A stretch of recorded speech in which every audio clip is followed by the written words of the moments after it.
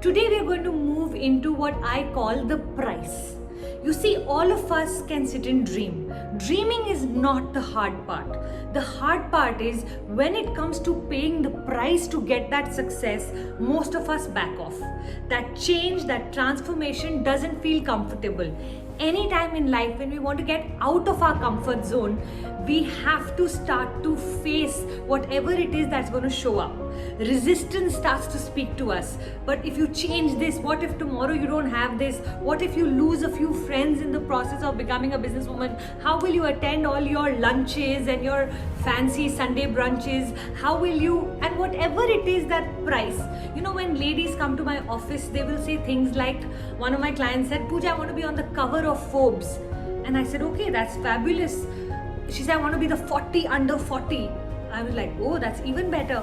And then we made a whole plan. And then when I said, okay, when would you like to execute it? She said, no, but 12:30, I have to go pick up my children. That's something I cannot compromise on. I was like, okay, no problem. What slot are you willing to give to your business? No, 2 o'clock my husband comes home for lunch. That's a slot I can't give. And then like that, she continued the conversation where I clearly realized she wanted to be on the Forbes, but she did not want to pay the price. It doesn't matter to me how big your goals are. What's really important is, are you willing to pay the price? Now, I don't want you to pay the price if you're going to be unhappy. But for a small period of time, if you choose to pay the price, let me tell you, everything goes into a space of autopilot eventually. The first 2 years of when I started my business, I knew I had some prices to pay. For example, the course that I wanted to do under Jack Canfield was for 25 lakhs. I didn't have 25 lakhs in my bank account, but fortunately I had inherited some money from my grandfather that I had gone and picked up this 5-carat diamond ring with, and I was wearing it and enjoying it. And when it was time to pay for this course, I said, would my grandpa be more proud of the fact that I educated myself with the money he gave, or the ring that I'm wearing?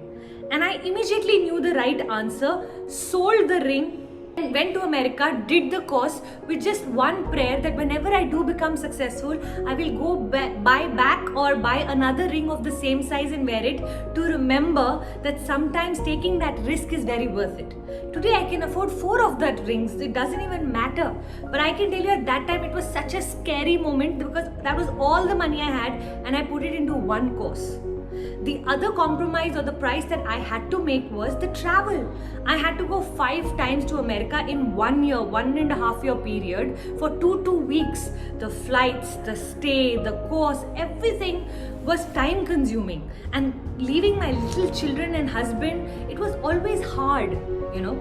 Some days they were sick when I had to leave. It was not easy. But what I knew was that if for 500 days somehow I pass all my challenges that God is setting, I know there will come a day when all of this I will be able to handle easily. And trust me, that's exactly what happened. If you're setting up an online business, I say about 300 days is what you need to make that sacrifice. If it's an offline business, then at least 500 to 700 days. That's almost 2 years of being a little different as a person. For some time, readjusting what is important to you to be able to enjoy eventually all that is actually important to you. So if you don't want to pay the price for some time, let me tell you, business may not be the right thing for you, because there is a price to pay. The person who I had to become, I can tell you, I'm a Delhi Punjabi. Everything used to come out of my mouth exaggerated. If I came back from a party, I would tell Puneet, I got a million compliments today. He would turn around and say, how many exactly? And I would say 3. So that's how I talk. I can eat up all the coconuts on that ready, or everything was a lot of drama in my conversation, because I used to think, okay, then it makes the story interesting, right? But I had to learn how to be trustworthy. In my business, confidentiality, trustworthiness is at its highest. If I don't speak the truth every single time, people will get impressed by what I do, but they will not buy from me. And so I had to really build that everything I say, I should mean. And that was a huge challenge for me. So I remember somebody had told me that for 3 years you speak the truth, like how the Rishi Munis can do blessings and curse, you will become that powerful. But for 3 years, every single day you have to speak only the truth. No exaggeration, no lies, no mentally also, you know. So I remember creating this whole habit tracker chart where I would notice that what did I say today, tomorrow I will not say it like that. If I exaggerated something, I would call up my friend later on and say, look, I think I over exaggerated that bit. And I really worked on what I speak.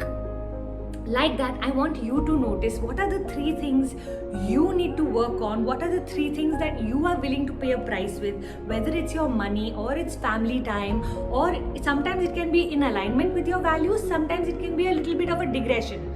But whatever it is, I don't want you to worry about it, because I can tell you it's for a short period of time. And if you can explain it to your family, that even better, that I need this time, I need this support.